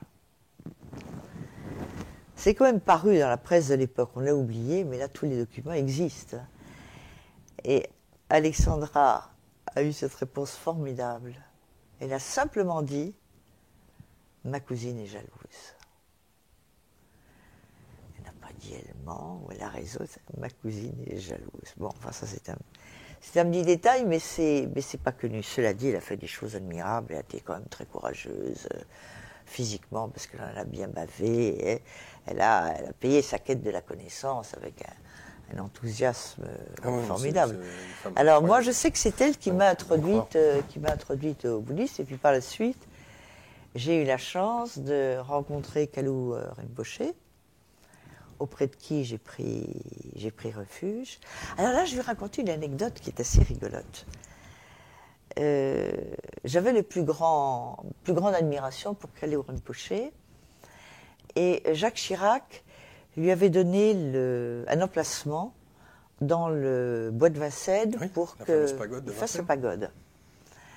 Alors il y a eu une cérémonie pour l'inauguration du trou. Alors, comme je suis au journal, je vais demander à un photographe de m'accompagner pour ça, et il me dit mais enfin Marie-Thérèse, mais il n'y a que toi qui es assez toquée pour t'intéresser au bouddhisme, j'avais rien à faire. Tu viens ou tu viens pas? Je viens pas. Je lui dis tu as tort, parce que Kalu sera là pour l'intronisation du trou. Quand Kalu est là, il y a un arc-en-ciel. Il me dit Marie-Thérèse, un arc-en-ciel, tu as vu le temps? Il faisait gris à couper au couteau, etc. Le photographe était sympa comme tout. Il vient, nous allons... C'est la pagode? Non, il n'y a pas la pagode. Oui, pas encore, enfin à l'endroit. Oui, voilà, ouais. Et Kalou arrive et... Bon. Quelques années après, on inaugure la pagode. Je vais revoir le même photographe. J'ai dit, tu te rappelles? Il m'a dit, oui, ça s'oublie pas ce truc. Ben, j'ai dit, là, t'as vu le temps? J'ai dit, ça gêne pas Kalou. Nous arrivons à la pagode. Alors, vraiment, ce photographe est sympa comme tout. Salut Jean-Pierre. Sympa comme tout, mais tout ce qui est spiritualité, etc., ils s'en foutent complètement, c'est pas son truc. Mais il est bon de photographe, c'est la seule chose qui m'intéresse en l'occurrence.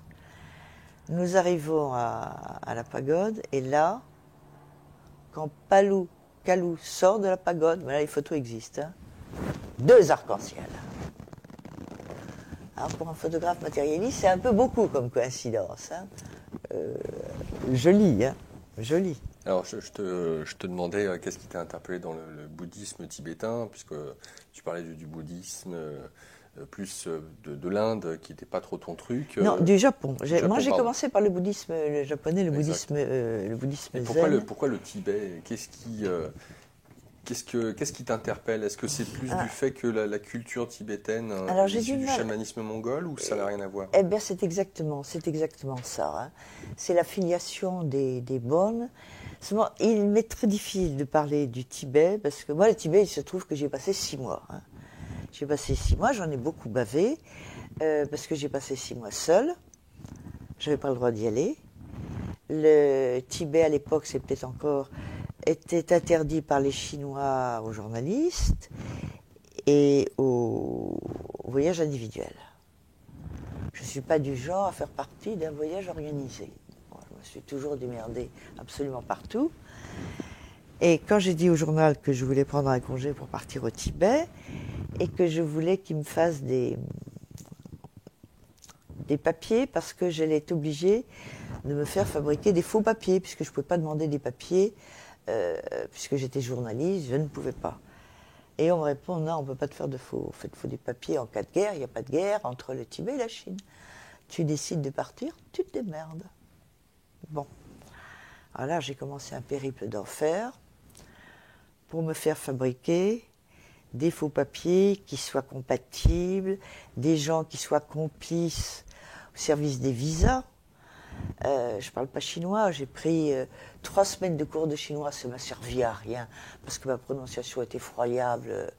Tu sais, entre le là, ils ont 18 façons de prononcer le là, c'est pas en 3 de... Bon. Par contre, je parlais 400 mantras. Enfin, je connaissais 400 mantras, ce qui était un sésame, si tu veux, pour les Tibétains. J'ai appris le mantra par cœur. Et mon arrivée, franchir la frontière, m'a pris quand même quelque chose comme 15 jours.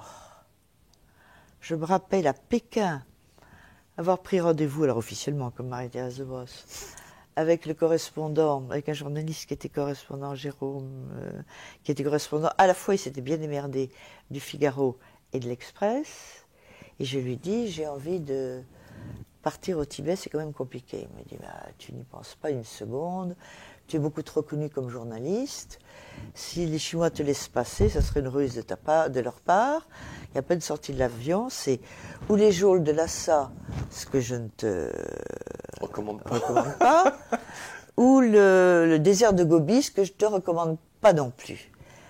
Et il me dit, mais les Chinois ont tout à fait le droit d'interdire aux journalistes de rentrer dans le Tibet. Monsieur Mitterrand ou Monsieur Hollande, enfin c'était avant, aurait tout à fait le droit d'interdire aux cordonniers de venir en France. Là, il n'y a rien à dire. Par contre, toi, tu dois obéir. Alors, ne joue pas. J'avais vu Amnesty International, avant de partir, qui m'avait dit, si vous arrive un pépin, on ne pourra pas intervenir pour vous. Mais moi, je me suis dit, merde, j'avais décidé d'aller au Tibet, j'allais au Tibet. Je ne suis pas du tout du genre à faire les voyages organisés, parce que maintenant, il n'est plus question d'aller au Tibet. Là, c'est autre chose que du voyage organisé, alors que c'est un pays qui est sous occupation à ce moment-là. et qu'il y a la junte militaire, les militaires qui sont là et qui, voilà, c'est persona non grata pour tout Européen ou qui veut éventuellement passer. On raconte beaucoup de bêtises, ça serait trop compliqué le Tibet, là on pourrait en parler pendant En tout cas, ce qui m'intéressait, c'est donc l'affiliation Bon qu'il y avait. Mais certainement, voilà, les Bon ont tout inventé en réalité. Quand tu veux bien regarder, la méditation c'est les Bon, la visualisation c'est les Bon, etc. Il y a eu quelque temps, il y avait un congrès international des religions, où le Dalai Lama, quand même, il faut le dire, s'est fait moucher par le représentant des Bon. Il y avait toutes les religions. Alors, le Dalai Lama trônait au centre, il y avait les religions respectables d'un côté et les non respectables de l'autre. C'est-à-dire les religions du livre, les catholiques, les protestants, les musulmans, les juifs, etc. Et puis l'autre, les folkloristes, c'est-à-dire les Indiens d'Amérique. Et il y avait les Bon étaient là, du côté des folkloristes. Le chef du monastère, enfin le grand leader Bon, très respectueusement, a dit au Dalai Lama, je ne comprends absolument pas pourquoi nous sommes de ce côté-là et pas de votre. D'ailleurs, le Dalai Lama leur a fait changer de place. Il dit, je voudrais quand même préciser ici, c'est le grand congrès qui a eu lieu il y a quelques années en Savoie pour l'Alliance mondiale des religions. Le Dalai Lama a reconnu qu'effectivement, le bouddhisme tibétain devait tout au Bon. Première chose. Alors, le supérieur Bon, avec qui je me suis longuement entretenu, m'a dit nous vivons dans une condition des plus difficiles parce que tous les fonds qui sont alloués de la communauté internationale vont au Tibet du Dalai Lama, uniquement du Dalai Lama, et nous n'avons pas un centime. Lorsque j'ai été dans ce monastère, j'ai oublié son nom de Manchri, j'ai été dans ce monastère, lorsque je prenais mon repas, évidemment j'ai payé pour aller dans le monastère, c'est quand même la moindre des choses, et je voyais que ce supérieur Bon ne se nourrissait pas. Et je lui pose la question, je lui dis c'est parce que vous êtes une femme que vous refusez de prendre votre repas avec moi? Et il me répond, c'est pas un numéro, elle me dit non, parce que le nombre de nos repas est mesuré. Si vous prenez un repas ici, moi je ne peux pas prendre mon repas. Pour dire comment il vivait. Bon. Et il y a quand même énormément d'argent qui va chez les Tibétains. On ne va pas parler des Tibétains parce que tu connais également. Bon, nous glissons, hein. Nous glissons. Mais cela dit, j'ai voulu y aller parce que je voulais être témoin, parce qu'il allait y avoir les grandes fêtes. La Chine allait fêter ce qu'elle appelle 40 ans de libération du Tibet, et qui pour moi est 40 ans d'occupation meurtrière du Tibet. Donc je voulais être un témoin. Bon, j'arrive à y aller, j'ai des aventures absolument insensées. Mais tu n'imagines pas les gens incroyables que j'ai rencontrés. Et au début, je commence par me cacher. C'est très difficile de vivre. J'ai compris ce que c'était dans un pays occupé, si tu veux. De vivre sans papier dans un pays. Ça, j'avais jamais eu cette expérience. Moi, j'avais peur en permanence d'avoir un contrôle de police, etc. Et c'était une des chances de ma vie. Parce que j'ai commencé par vivre dans un couvent de nonnes. J'avais toutes les adresses, etc. Elles m'ont accueilli comme du bon pain, des femmes absolument extraordinaires. Et puis à un moment, elles m'ont dit, on ne peut pas vous garder parce que les Chinois arrivent en rang serré, il va y avoir une occupation énorme du Tibet pour les fêtes. Et si on découvre qu'on a un occidental, on est toutes bonnes pour les prisons, les camps de concentration. Donc je suis partie. Alors j'avais un sac à dos. Et mon trésor le plus précieux, qui était mon dictionnaire tibéto-anglais. Et puis, bon, je me démerde, savoir où habiter. Il y avait des nomades, par exemple, qui me proposaient de m'accueillir.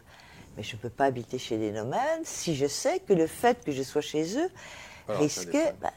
Bon. Alors, j'étais vraiment perplexe, perdue. J'avais déjà compris toutes sortes de choses sur Alexandra d'Avinil, parce qu'en errant dans Lhasa, je connais Lhasa mieux que Saint-Germain-des-Prés. J'ai découvert des choses dont Alexandra ne parle pas dans Une Parisienne au Lhasa. Et des choses dont elle aurait automatiquement parlé si elle les avait connues, parce qu'elle était passionnée par les bonnes. Bon. Madame Alexandra d'Avinil ne parle que, pour Lhasa, j'entends bien, parce que le reste, elle l'a vraiment fait, de ce qui est mentionné par les voyageurs précédents, dont le père Huc, qu'elle a allègrement pillé. Or, j'ai été dans des cavernes où il y a des phénomènes absolument extraordinaires. Du genre. De Yamanzaka, ce sont des cavernes où tu es censé faire ta méditation. C'est très impressionnant. Tu rentres dans une grotte qui est énorme, tu es dans l'obscurité totale et tu sais qu'il y a de l'eau. Donc, tu t'arrêtes et tu es censé faire ta méditation là. Ta méditation, elle va très vite être habitée par toutes sortes d'entités sarabandes. Le décor est absolument extraordinaire. Et à la sortie, il y a un arbre qui est une curiosité des biologiques. Forcément, Alexandra, elle aurait été à la salle, elle aurait été là, elle aurait parlé de ses caves.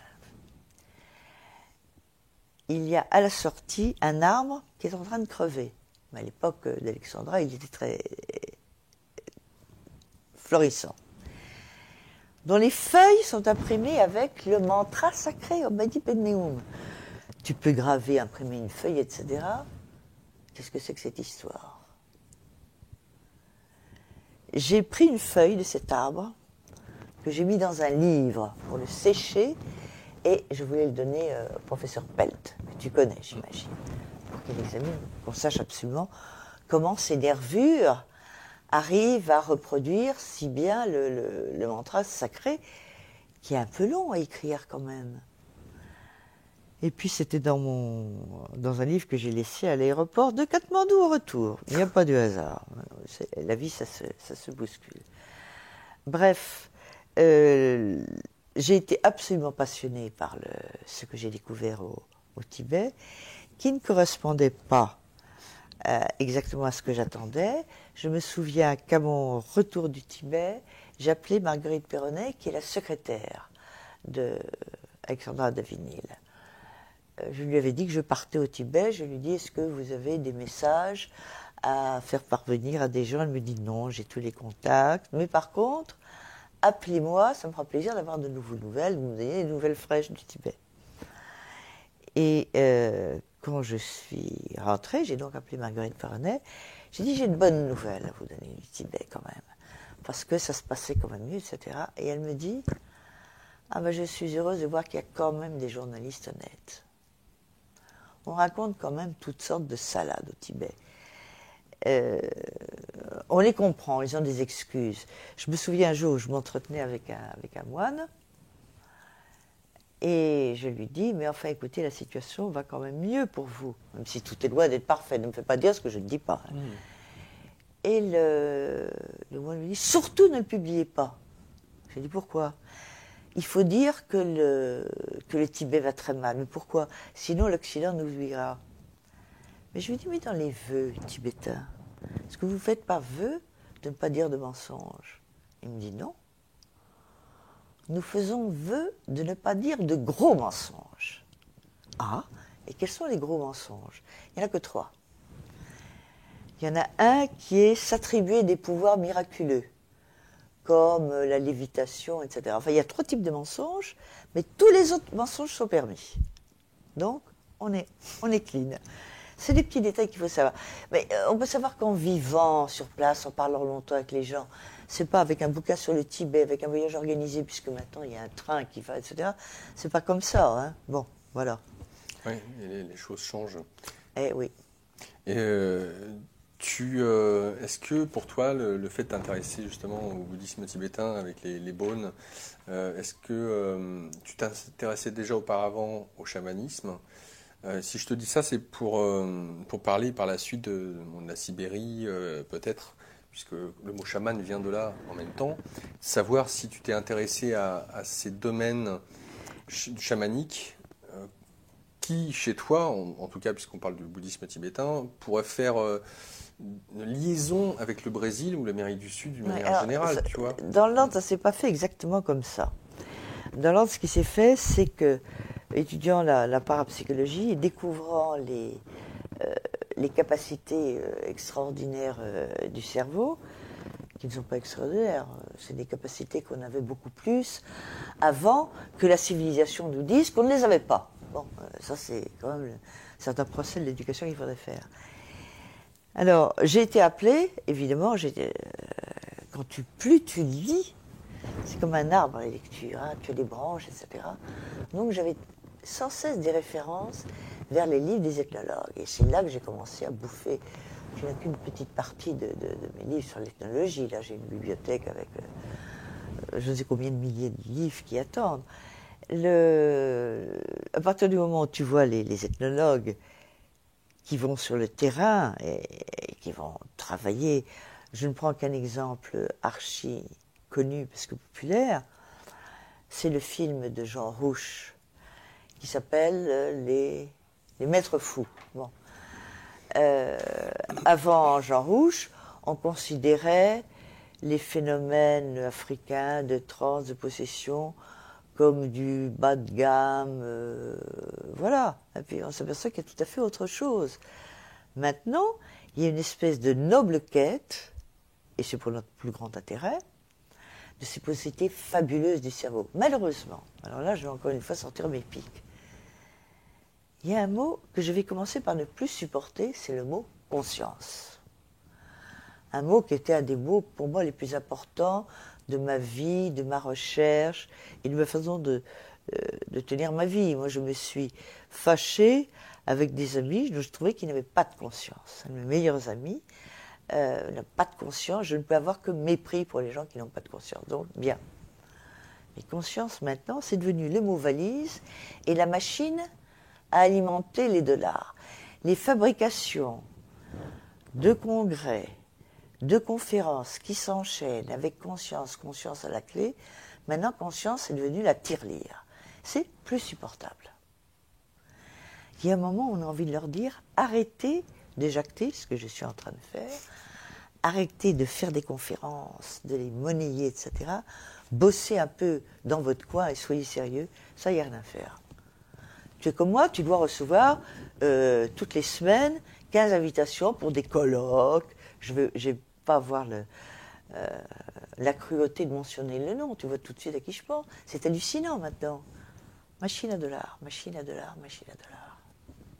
D'un autre côté, est-ce que tu as le sentiment, et ce sera l'occasion de clore cette première partie pour aborder la deuxième avec vous, chers internautes, est-ce que tu as le sentiment que toi qui aimes justement enseigner dans le sens d'être pédagogue et de faire découvrir certaines choses, d'avoir suffisamment l'occasion de t'exprimer? Et quand je dis suffisamment l'occasion de t'exprimer, ce que j'ai à par là, c'est que tu es présente sur Facebook, on peut contacter, t'écrire, tu fais des billets, tu continues à investiguer aujourd'hui, etc. Seulement, je ne sais pas dans quelle mesure les gens aujourd'hui qui se laissent embarquer auraient bien besoin de quelqu'un avec le sérieux qui te caractérise, avec le bagage qui te caractérise, la culture qui va avec, etc. Enfin, je veux dire, pour moi, tu serais ou tu es une des références aujourd'hui au regard de tout ce que tu as eu l'occasion de vivre. Ah, comme j'aime. Oui, je te oui, non, tire mais un c'est peu vrai, les pompes. non, tu as tout à fait raison, c'est vérité. Et pour éviter peut-être ces perditions sur aujourd'hui, ce business autour de la spiritualité. On abordera dans la deuxième partie donc le chamanisme un peu plus en profondeur, voire des quêtes de vision peut-être, sachant que tu as été quand même de la génération de mai 68. Donc tu me feras pas croire que tu n'as pas expérimenté certaines choses. Tu nous en diras ce que tu veux ou pas. J'étais un peu limite, un peu jeune quand même. Je te raconterai après. En plus, j'étais en Crète à l'époque de mai 68. J'ai pas connu mai 68. C'est l'un des regrets de ma vie. On abordera dans la deuxième partie des rencontres comme justement Edgar Mitchell, Ingo Swann, excusez du peu, vous aurez l'occasion d'entendre, Jacques Vallée, Jean-Pierre Petit, Émile Tizanet, dont tu nous as parlé, que j'avais noté. Ionescu. Et Ionescu pour Nostradamus, c'est important. Voilà, Là, faut pas que tu l'oublies, personnage dont tu souhaitais aborder. Donc voilà un peu ce qui nous attend pour la deuxième partie. Et nous, on va faire une pause, puis pour vous, c'est tout de suite. Donc à tout de suite dans la deuxième partie.